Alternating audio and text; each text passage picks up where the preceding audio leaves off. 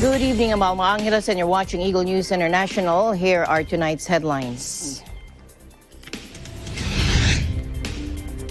North Korean leader Kim Jong-un oversaw a test of Pyongyang's newest intercontinental ballistic missile with his daughter in tow for the first time.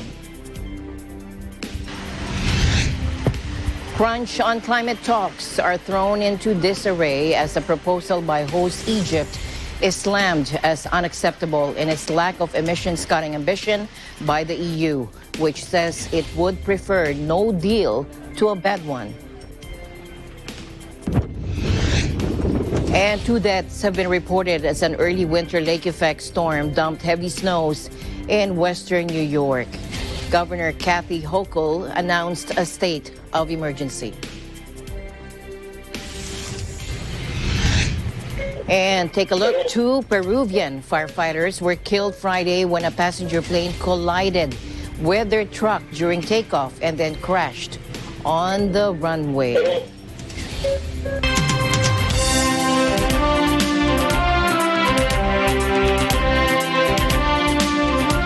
First in our news, North Korea fired yet another intercontinental ballistic missile. Take a look. The missile, which fell into the Sea of Japan, is thought to be capable of reaching the continental U.S. This is the most powerful missile North Korea has tested, a long-range missile with enough range to hit mainland United States. North Korean leader Kim Jong-un oversaw the test of Pyongyang's newest intercontinental ballistic missile with his daughter in tow for the first time. North Korea has fired at least 88 missiles this year, the most ever in a single year, and majority of them short-range. A long-range missile like this is concerning because it's designed to carry nuclear weapons with enough range to pose a direct threat to the U.S. and the Asia region. The tests show progress in North Korea's missile development. According to South Korea, the missile traveled 620 miles before landing in waters just northwest of Japan. Airborne, an American air base in northern Japan was told to seek cover, according to a report.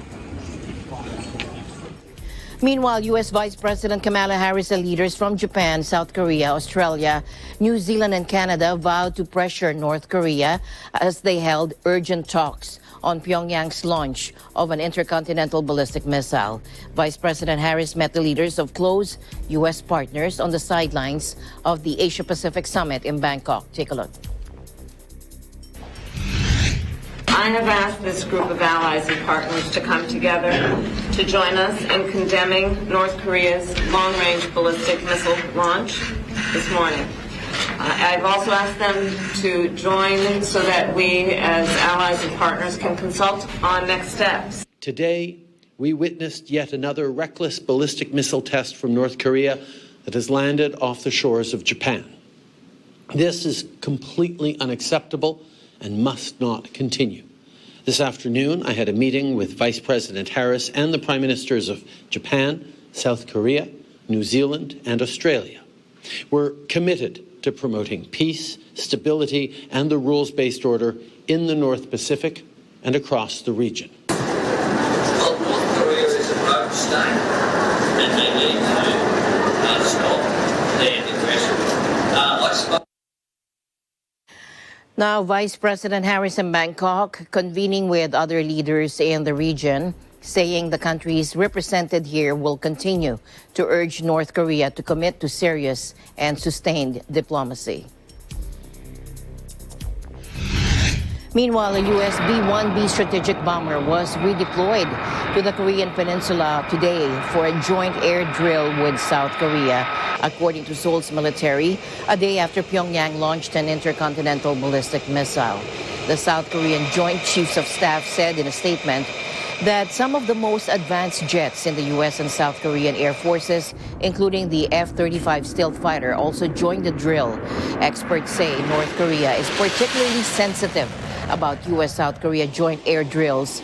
North Korea's Air Force is one of the weakest links in its military, lacking high-tech jets and properly trained pilots. While the B-1B no longer carries nuclear weapons, it is described by the U.S. Air Force as the backbone of America's long-range bomber force that can strike anywhere in the world. Meanwhile, North Korea leader Kim Jong-un vowed that his country will respond to continued threats by using nuclear weapons, according to state news agency KCNA, reporting this today, a day after Pyongyang fired an intercontinental ballistic missile. Kim said that Pyongyang will resolutely react to nukes with nuclear weapons and to total confrontation with all-out confrontation, according to the KCNA, adding that Kim oversaw the missile launch in person. KCNA said Kim attended the launch together with his beloved daughter and wife, and state media images showed a beaming Kim accompanied by a young girl in a puffer jacket and red shoes as he walked in front of the missile. North Korean state media has never mentioned Kim's children, and this was the first official confirmation that he had a daughter, according to experts. In tonight's other news, President Marcos Jr. called on members of the Asia-Pacific Economic Cooperation to become instruments of peace and innovation to ensure international prosperity. The president made the remarks at the 2022 APEC CEO Summit in Bangkok, where he was one of the panel speakers. He also identified 3 problems of the world that are critical to economic recovery. Crystal Mapa reports.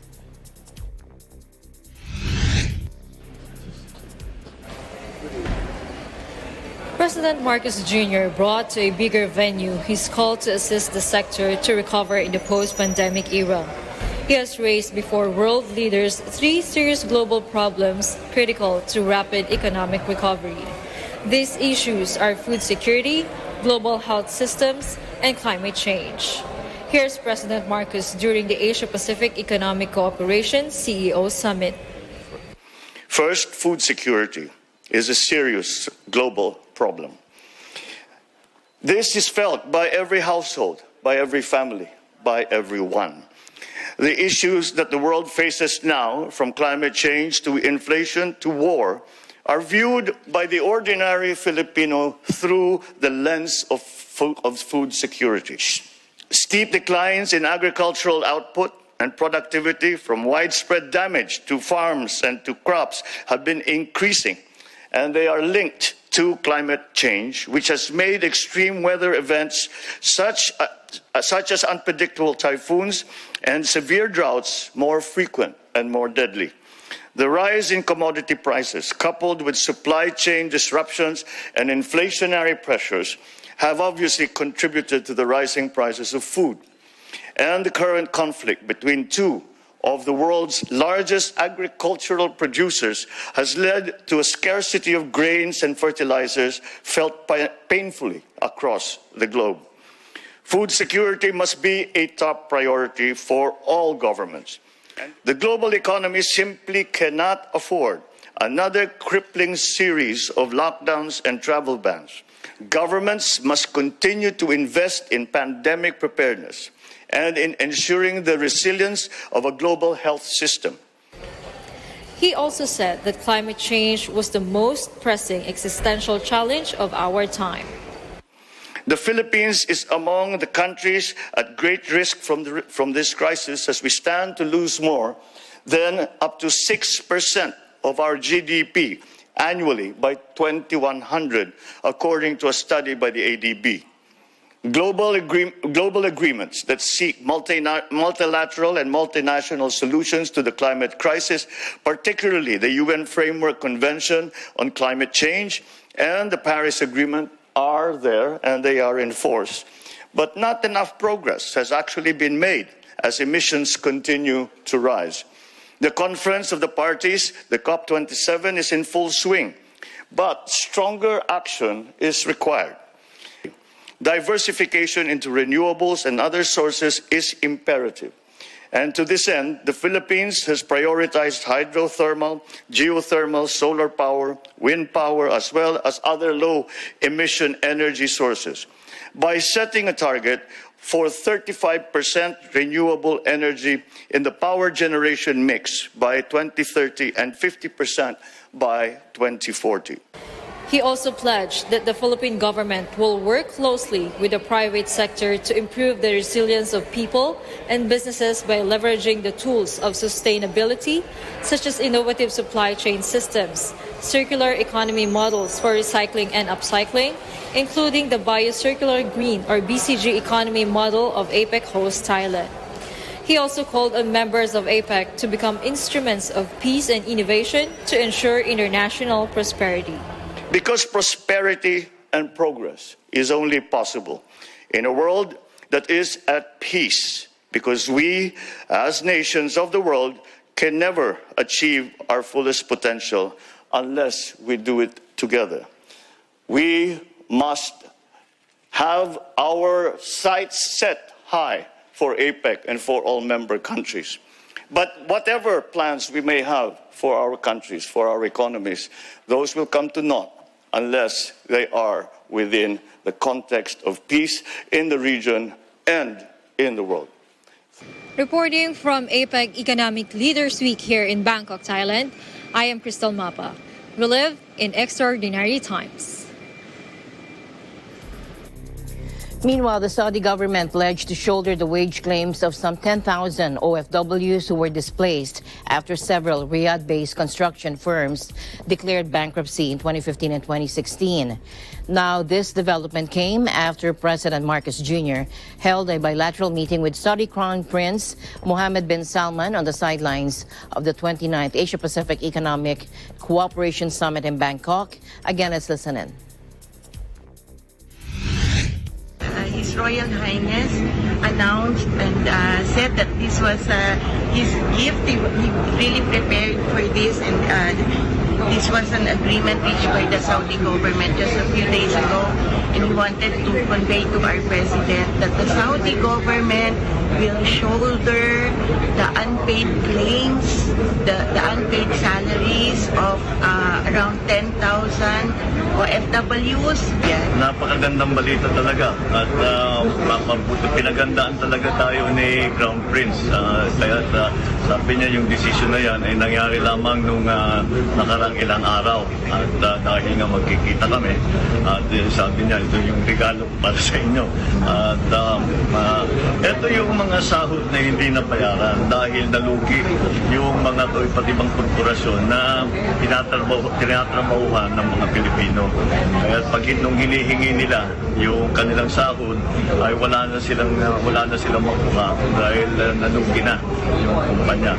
Ang kasunod pa rin, nakausap pa namin yung Minister of Labor. Yes. Na sabi niya sa susunod, para hindi na raw mangyari ito, lahat ng mga pupunta sa Saudi Arabia ay magkakaroon na ng insurance.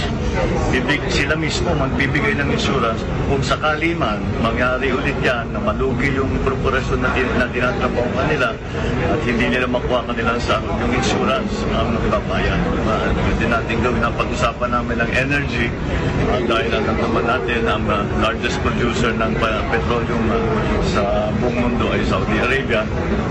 Tinulungan tayo ng Saudi Arabia noong 70s and 80s nung nagkaka-oil crisis. Kaya baka sakali naman ay tayo ay maaaring makiusap ulit. Natulungan ulit tayo.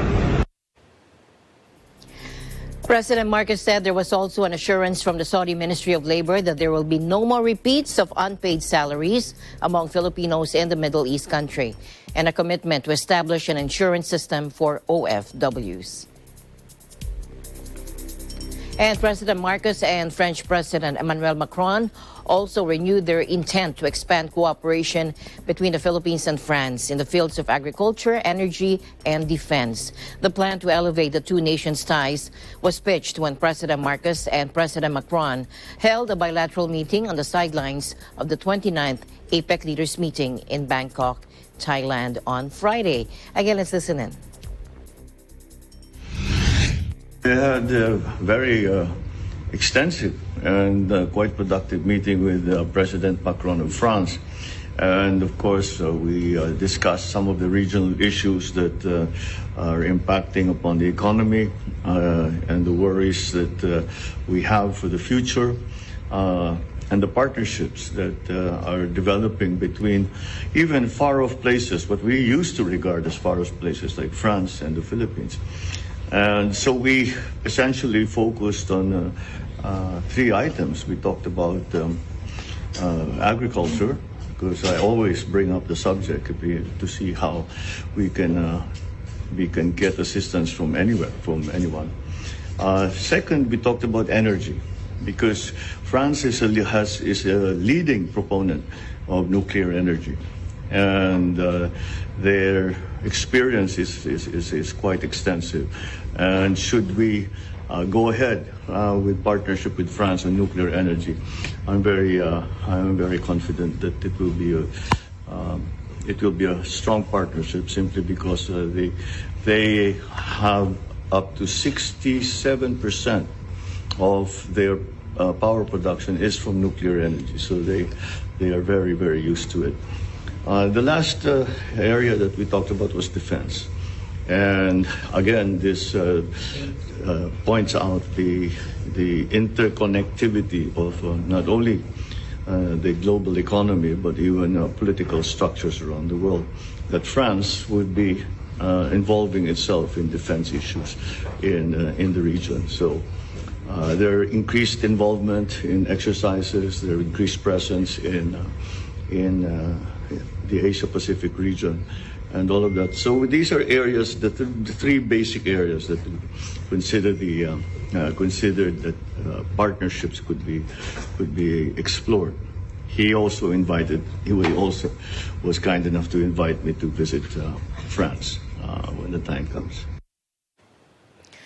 The inaugural in-person meeting between President Marcos and President Macron happened 2 months after the two had a phone conversation. During a phone call in September, the 2 leaders agreed to further deepen the Philippines and France's bilateral relations and cooperation in low-carbon energy, food security, and defense. Diplomatic relations between France and the Philippines were first established in 1947, when both countries signed the Treaty of Amity in Paris. As the Asia-Pacific Economic Cooperation Forum comes to a close in Bangkok, Thai Prime Minister Prayut Chan-o-cha said everybody shares concern over nuclear weapons. Again, let's listen in. การประชุมผู้นำเขตเศรษฐกิจเอเปกครั้งที่ 29 จบลงแล้วด้วยความสำเร็จอย่างงดงามผมถือว่าเป็นความสำเร็จร่วมกันเรียนว่าตามที่ได้มีการกล่าวถึงอาวุธนิวเคลียร์ในที่ประชุมไทยในฐานะเจ้าภาพเอเปกและผมก็เชื่อว่าทุกคนต่างก็มีข้อห่วงใยกังวลในเรื่องดังกล่าวได้มีการพูดจาหารือกันไปแล้วนะครับ Asia-Pacific leaders added their voices today to international pressure on Russia over its invasion of Ukraine, issuing a summit statement saying most of them condemned the war. The summit communique was agreed by all APEC members, including Russia and China, which has refrained from public criticism of Moscow for the invasion, but includes a number of diplomatic fudges. The APEC statement highlighted the immense human suffering caused by the war, lamenting its impact on economic growth, inflation, supply chains and energy, and food security. And Thai Prime Minister Prayut Chan-o-cha, the summit host, hailed as successful the conclusion to the gathering before handing duties over to next year's chair, the United States. Again, let's listen in. Today, I am honored to hand over this shalom to the United States, our next APEC host, as a gift and a symbol of the strength, resilience, and the continuity of our cooperation. APEC is at a crossroads, and we must continue to remain solid and relevant in the ever-changing environment. Thailand is ready to work closely with the United States to ensure a seamless transition of APEC's work.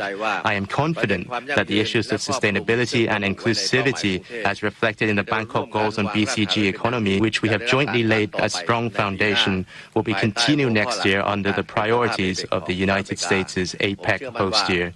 I trust that APEC is in good hands, and I wish you the very best as you embark on the journey for APEC 2023. Washington and its allies used the G20 summit to broaden the coalition against President Putin's invasion and Scotch Kremlin claims of a war of East against West. President Putin refused to attend either the G20 or the APEC summits, sending his foreign ministers instead to Bali and a deputy prime minister to Bangkok. Meanwhile, ministers from the 21 APEC member economies issued a joint statement following the ministerial meeting in Bangkok. APEC's joint ministerial statement describes collaborative actions to be implemented by member economies over the next year to advance APEC's agenda in promoting trade and investment that is open to all opportunities, reconnects economies in all dimensions, and drives the region towards balanced, inclusive, and sustainable growth through approaches such as the bio-circular green or BCG economy.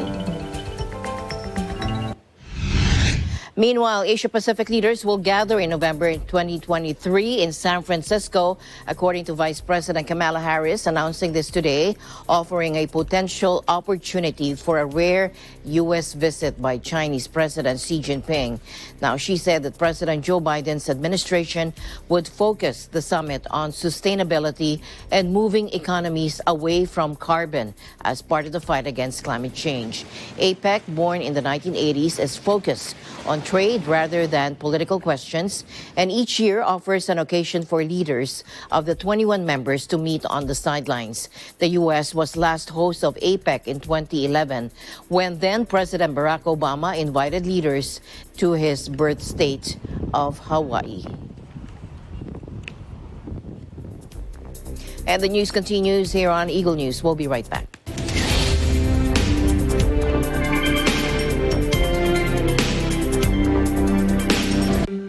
Alam namin ang iyong pagsisikap. Dama namin ang iyong mga sakripisyo. Kita namin ang pagharap mo sa bawat pagsubok. Kaya sa kabila ng mga hamon ng buhay, nandito kami para umalalay. Kasi katulad mo, gusto rin namin ang magandang bukas para sa kanya. Hatid namin ang dekalidad na edukasyon at makabagong pasilidad sa abot kayang halaga. Kaya huwag ka nang mangamba. Sasamahan ka namin tuparin ang mga pangarap niya.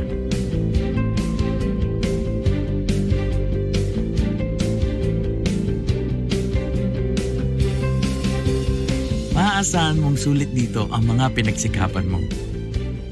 Sa aming mga makabagong pasilidad at sistema ng edukasyon. Mailalabas natin ang aking talino at mga kakayahan niya. Kahit sa munting halaga, makakasiguro ka na makakasabay siya sa mabilis na pag-ikot ng mundo. Sa New Era, karamay mo kami sa bawat hamon. Kaagapay mo kami sa bawat hakbang. Kasama mo kami sa bawat ngiti at tagumpay.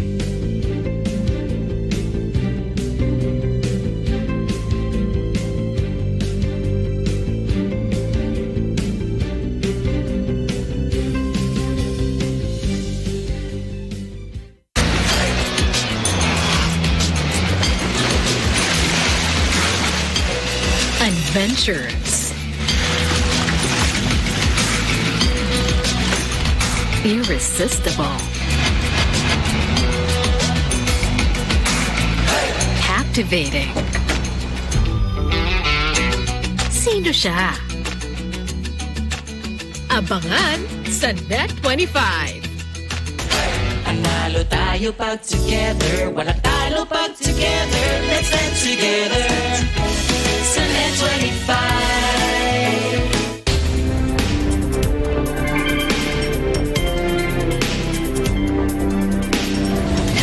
Welcome back. 2 deaths have been reported as an early winter lake effect storm dumped heavy snows in western New York. Governor Kathy Hochul today announced a state of emergency. Let's listen in. As of 10 a.m. this morning, we are under a state of emergency in the 11 counties that have been identified as most at risk, from here all the way up to Watertown.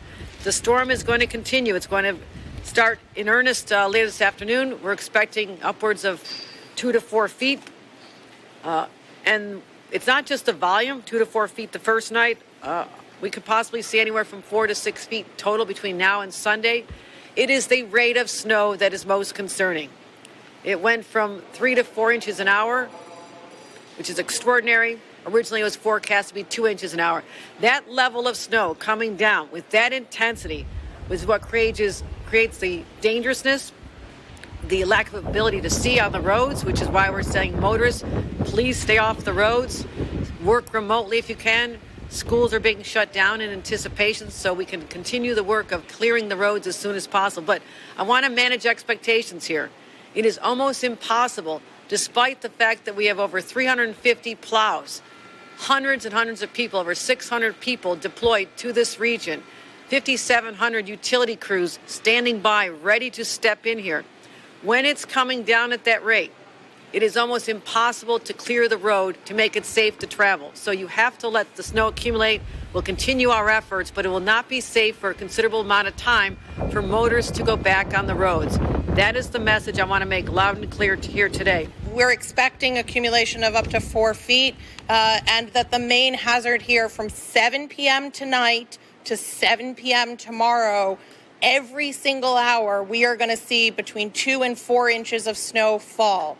There will not be a time from 7 p.m. tonight until 7 p.m. tomorrow where it is safe to drive. As she said, if you must go out, you have to leave plenty of time and go very, very slowly. Visibility will likely be next to zero. The National Weather Service has deemed the event an extreme winter storm on its severity index for Jefferson County, Genesee County, and Erie County. But if you are not in those counties, you are not getting away without a very significant event. They've deemed it a significant event in Lewis, Niagara, Oswego, Cattaraugus, Chautauqua, and Wyoming. That means that travel is dangerous or impossible. It means that you will see significant disruption to infrastructure and daily activities. We know how to handle these storms. The most important thing that the public can do is to stay off the roads. You heard it from each and every one of us that have spoken so far. I assume you'll hear it from the mayor as well. Reuters, by Friday evening, the Weather Service reported 5.5 feet of snow measured in the Erie County village of Orchard Park, 15 miles south of Buffalo, and more directly in the downwind of path of frozen moisture blasting inland off Lake Erie. Accumulations of 3 to 4 feet and more were recorded at several adjacent locales by late afternoon, while Buffalo, the state's second most populous city with some 278,000 residents, awoke to nearly 36 centimeters of by Friday morning. Meanwhile, AFP reported an NFL clash on Sunday between the Buffalo Bills and the Cleveland Browns has been moved to Detroit due to fears over a forecast snowstorm. Forecasters predict up to 4 feet of snow to land in the Buffalo, New York area in the coming days with major to extreme impacts. Climate negotiators were grappling for an agreement today at the UN COP27 in Egypt after high-stakes talks went deep into the night with key sticking points over funding for countries racked by climate disasters and ambition in tackling global warming. Let's listen in.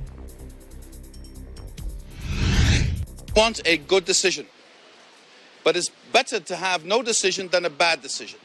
We still believe a good decision is within reach, but all partners will have to work very hard to make that possible. And a good decision means that we remain on track to keep 1.5 alive. We do not want 1.5 Celsius to die here and today. That to us is completely unacceptable. So, dear people, at this COP, I appeal to you, have a heart and do the math. It is an emergency. If all of you were to be young people like me, wouldn't you have already agreed to do what is needed to save our planet? Do not come back next year, yet to another COP empty-handed. Shift gears again. Time is not on our side. Dear friends, I remain committed to bringing this conference to a close tomorrow in an orderly manner. Now, the European Union today, as we heard there, rejected as unacceptable a proposal from UN Climate Summit host Egypt for a deal at the COP27, saying it was insufficiently ambitious on reducing carbon emissions. Under the 2015 Paris Agreement, countries agreed to limit global warming to well below 2 degrees Celsius compared to the late 19th century. They also signed on to an aspirational goal of capping the rise in temperature to 1.5 degrees Celsius, which scientists subsequently confirmed was a far safer guardrail against catastrophic climate impacts. This more ambitious 1.5 degrees Celsius target was embraced last year in Glasgow, with countries agreeing to annually review their carbon reduction goals. The two-week talks in Egypt's Red Sea resort of Sharm el-Sheikh have bogged down over a number of intertwined issues, including how and how quickly to funnel money to vulnerable developing countries already slammed by climate-enhanced storms, droughts, heat waves, and floods.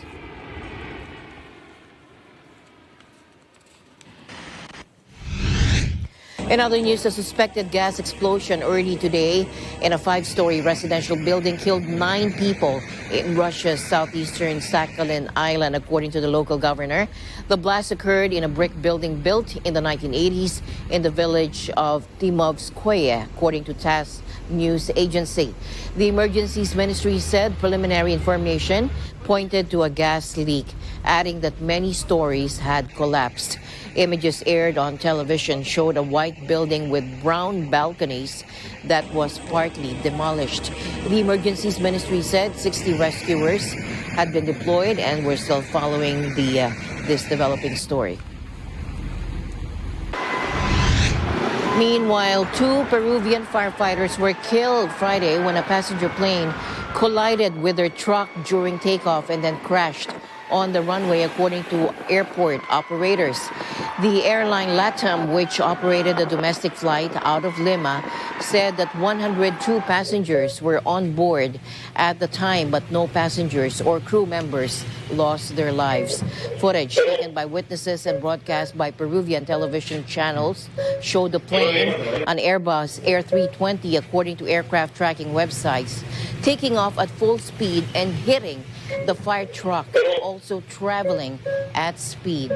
As well as killing the 2 firefighters, the incident injured a rescuer who was in the firefighting vehicle and is in critical condition due to head trauma, according to security official Aurelio Orellana. The general manager of LATAM Peru, Manuel Van Oort, said he was surprised that firefighters were on the runway since the pilot of the plane had not reported any anomalies. Airport operations have been suspended until further notice, according to the management company. Elon Musk has reinstated 3 banned Twitter accounts, but former President Donald Trump will have to wait for his turn. Take a look. Now, Mr. Musk has already started a poll on the site on whether Trump should be back on the platform. At 01:45 GMT, 59.6% of the nearly 2 million responses were in favor of a return of the former president. He has done similar polls in the past, asking followers last year if he should sell stock in his electric car company Tesla. Following that poll, he sold more than $1 billion in shares. Musk also announced a new policy on content moderation of freedom of speech, but not freedom of reach. Mr. Trump, who reveled in using Twitter as a mouthpiece, was followed by more than 88 million users. He has said he will not return to the popular platform, but would instead remain on his own network, Truth Social, launched after he was banned from Twitter. Now, the future of Twitter seemed to hang in the balance after its offices were locked down and key employees announced their departures in defiance of an ultimatum from new owner Elon Musk. Fears grew that a fresh exodus would threaten the very existence of one of the world's most influential internet platforms, which serves as a key communication tool for the world's media. politicians, companies, activists, and celebrities. Now, in a tweet, the South African-born billionaire said record numbers of users are logging in to see if Twitter is dead, ironically making it more alive than ever. Mr. Musk added that the best people are staying, so I'm not super worried. According to ex-employees and U.S. media, hundreds of employees chose no to Musk's demand that they either be extremely hardcore or leave the company. Mr. Musk had already fired half of Twitter's 7,500 staff, scrapped a work-from-home policy, and imposed long hours, all while his attempts to overhaul the company faced backlash and delays. Meanwhile, a U.S. analyst says the fresh exodus of Twitter employees creates a greater risk of a serious breakdown and the certainty of much closer government scrutiny and investigations of the company's operations. Take a look. The company promised to put in place important safeguards to protect user privacy and to ensure the protection of sensitive data. The mass departure of all of these employees and senior leaders raises questions about the effectiveness of those commitments and whether or not the company in fact can comply. So there's a greater risk of a serious breakdown, and there is the certainty of much closer government scrutiny and investigations of the company's operations. To maintain an effective program of data protection and to maintain the effectiveness of safeguards requires large teams of people to work together effectively. If you disrupt those teams by either dismissing large numbers of them or creating an environment where large numbers choose to leave, you suddenly have a serious deficit of expertise and personnel. And it is exactly in that type of circumstance that serious lapses in safeguards, data security, and other features of the company's operations happen. It would be the equivalent of a hospital going into its intensive care unit and firing half of the nurses responsible for taking care of the patients, and watching the head physician decide to leave along with several other colleagues. Maybe things will work well, but the danger of a breakdown is increased. Areas for journalism, for universities, for companies, for individuals engaged in simply personal conversations and interaction, it has so greatly become a central part of the nervous system of these relationships that its failure to perform effectively is a matter of broad social concern. In other words, it's too important, I think, simply to disappear. And even though the owner, the head of the enterprise, Mr. Musk, has acted in a way that seems very impetuous, very abrupt, maybe even in a sense without concern for these larger considerations. I can't imagine that someone would spend so much money to purchase something simply for the sake of destroying it. So I have to imagine that there will be a commitment on his part to make this work. What I think we've learned from so many other enterprises is that it is not an effective way to carry out a program of change, especially fundamental change, to have a large number of abrupt moves that seem impulsive, where you're changing direction dramatically almost every day. That's not a formula for success. And the continuing investigation on former President Donald Trump. Attorney General Merrick Garland announced the appointment of an independent special counsel to take over two of those investigations. One is related to the January 6th Capitol riot, and the other are the classified documents found in Mr. Trump's Mar-a-Lago homes. Take a look. Today, I signed an order appointing Jack Smith to serve as special counsel. The order authorizes him to continue the ongoing investigation into both of the matters that I have just described and to prosecute any federal crimes that may arise from those investigations. Recently, Mr. Smith served as a chief prosecutor for the special court in The Hague, charged with investigating and adjudicating war crimes in Kosovo. Mr. Smith will begin his work as special counsel immediately and will be returning to the United States from The Hague. And I also believe that appointing a special counsel at this time is the right thing to do. The extraordinary circumstances presented here demand it. Jack Smith will supervise the investigation into classified documents taken to former President Trump's Mar-a-Lago compound and whether there was obstruction of justice. He will also oversee the January 6, 2021 attack on the U.S. Capitol by Trump's supporters. The special counsel will determine whether the former president should face any charges, but the Attorney General will have the ultimate say on whether charges should be filed. Even if charged, the 76-year-old former president can still run for president. Nothing in U.S. law bars a person charged with or convicted of a crime from doing so. And Mr. Trump, who claims to be the target of a witch hunt, slammed the dramatic move as unfair and the worst politicization of justice in the country. Take a look. Just a witch hunt for no reason. Well, for political reasons, let's say. And they know that. It shouldn't even be a case, but if it is, why aren't they investigating all of the other presidents that preceded me, including Bill Clinton, both Bushes, Obama, and of course Hillary Clinton, where she illegally deleted 33,000 emails after getting a top-level subpoena from the U.S. Congress. So she's elected.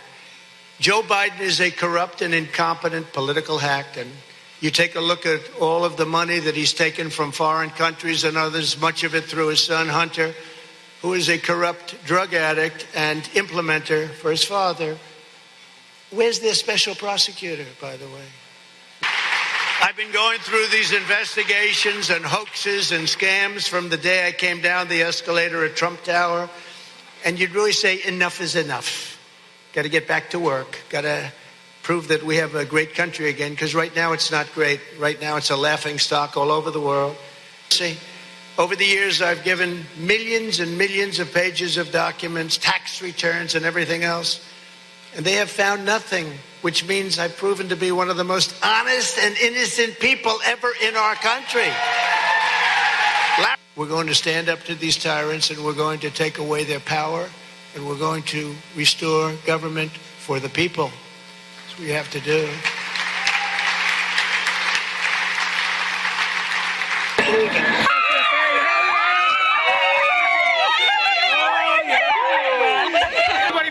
Meanwhile, Malaysians headed to the polls today with jailed ex-leader Najib Razak's scandal-hit party seeking to cement its power in a race analysts say is too close to call. Its main challenge is from the coalition led by opposition leader Anwar Ibrahim, who has campaigned on a promise to fight corruption in Southeast Asia's third-largest economy. Take a look. Kita punya sasaran andaian kita boleh cross 112 bersama dengan parti-parti lain di Sabah dan juga Sarawak.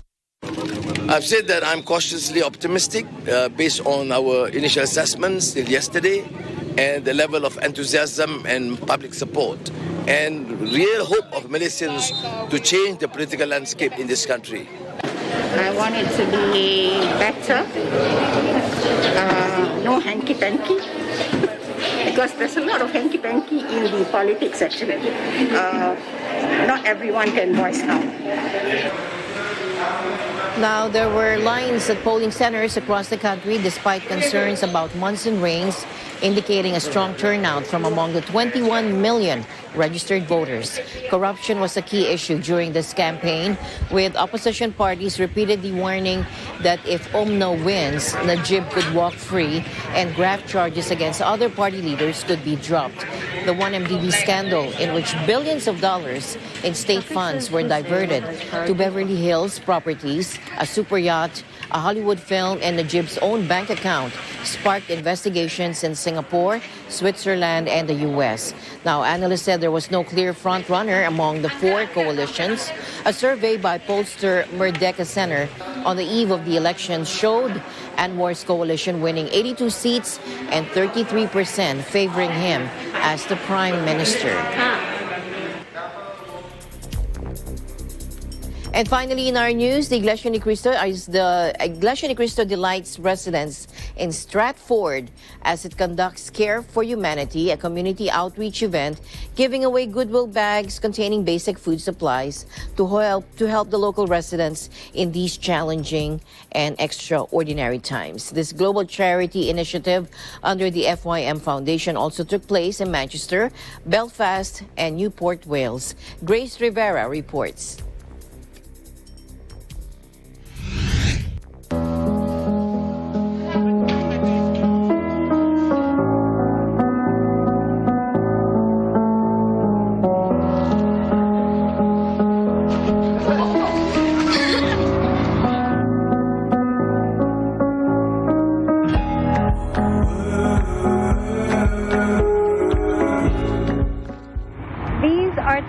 Unprecedented times.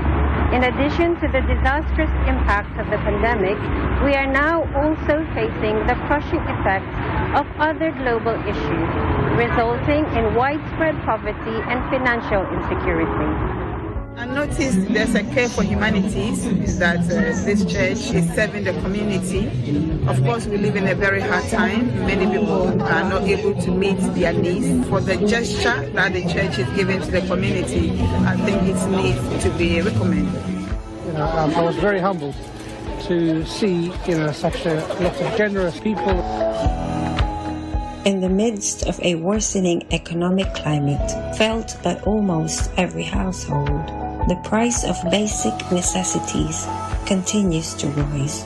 This has led many people to rely on food banks and some households resorting to skipping meals, which is one of the devastating effects of the ongoing inflation.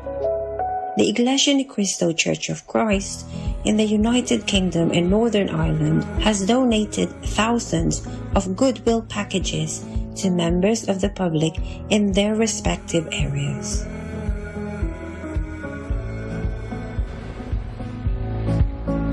Today's Open Door event is one of many simultaneously held charity work by the Iglesia Ni Cristo congregations all over the world.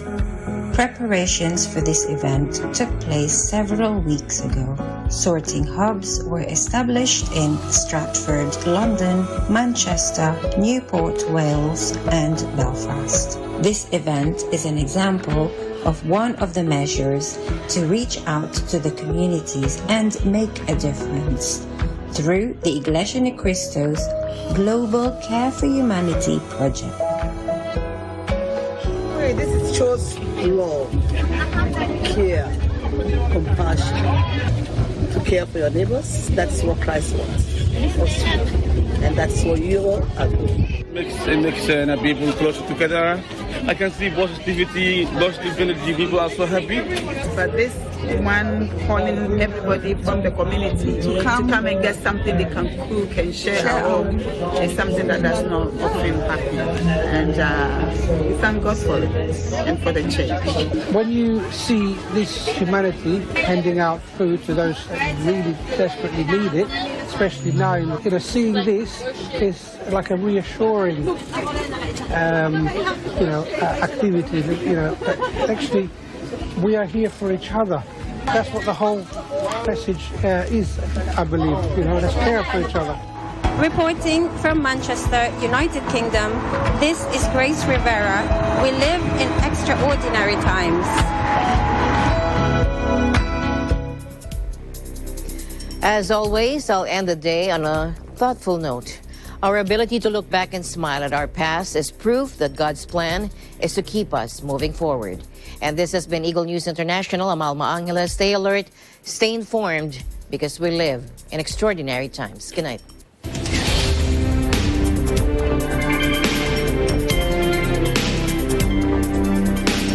Ang pinaka-pogi, Mano. How well do you know Rafi?